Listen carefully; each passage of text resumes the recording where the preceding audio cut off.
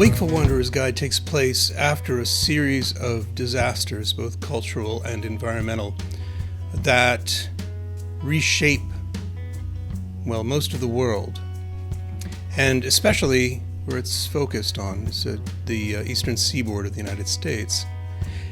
And it centers around two different cultures. One, the interconnected culture. This is the hyper-upgraded technological culture, and then the phobic or technophobic Luddite culture that is really trying to recapture the grandiosity of markets. What's happened, essentially, is a combination of two things in terms of the economy. One is that the tides rise, the great tide happens. So water levels rise faster than anticipated, and because a lot of the real estate wealth is centered along the coastline, there's sort of a huge loss in wealth, which really the markets could recover from if not for the fact that people are also experimenting with social capital. So social capital is taking hold, and there's a great big drop in wealth, and essentially the markets collapse. Worldwide global trade ceases. Government, which runs on money, stops, and people have to figure out what to do next. So one half dedicates themselves to organizing in traditional hierarchical structures, trade, small markets, trying to reconnect to make that bigger. And the other side, the interconnected, well, they are thriving in an economy of merit. And merit is a form of social capital. In my book, it doesn't come off quite as evil as it has in recent books. I'm thinking of Cory Doctorow's Down and Out in the Magic Kingdom. They're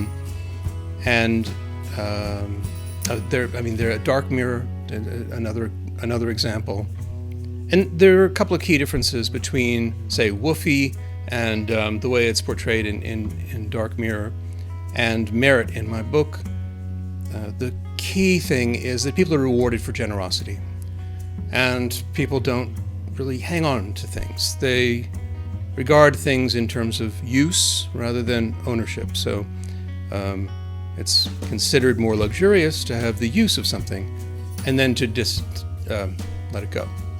And then when you need something else, then something might be offered. And that's the other difference, is that there's no actual taking. There's making an offer and accepting an offer. And offers are based on your social reputation. So if you tend to be someone who gives away or creates things that are very popular, your merit will climb. And the gamification is that if you give or offer things that are accepted to people of very high merit, then your merit goes up to a greater degree than if you offer and give to someone with low merit, which sounds kind of awful, but it's important to remember that this is an economy based on generosity. So in theory, the people who are the most generous are getting the greatest reward because people are seeking them out to give them what they want. Now, it also has, a twist, and I think that the books that I'm writing really dig into this, which is that perceived generosity and perceived popularity or perceived goodness in society are not the same as actual goodness and maybe not actual generosity.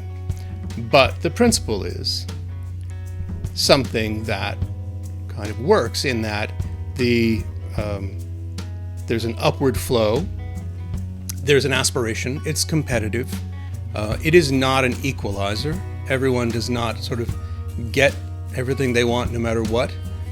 You sort of have to work for it. So that mimics the essence of the existing markets we have now. However, there's also no unitary valuation of anything. So you don't even get to see how many points you have. You're just somewhere on a continuum. You get a percentile. So let's say today I'm at 58%. That's pretty great, So people might try to figure out what they could offer me to increase their own merit. So there's the reward.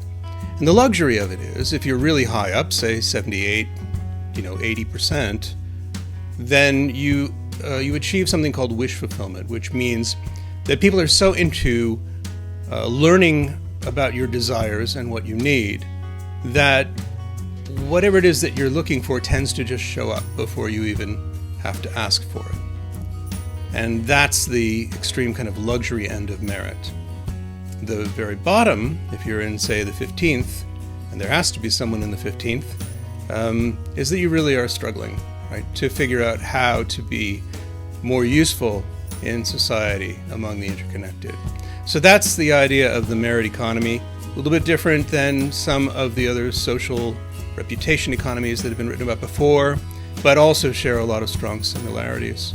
And that plays very heavily into the characters in the books, because what we do to get by really does shape who we are. And these people are existing in a completely upside-down version of the economy that we currently have. Instead of working to get paid, they're working and offering to increase their reputation so that people might offer to them. So that's it in a nutshell. If you want to know more, you should buy The Wakeful Wanderer's Guide to New England and Beyond.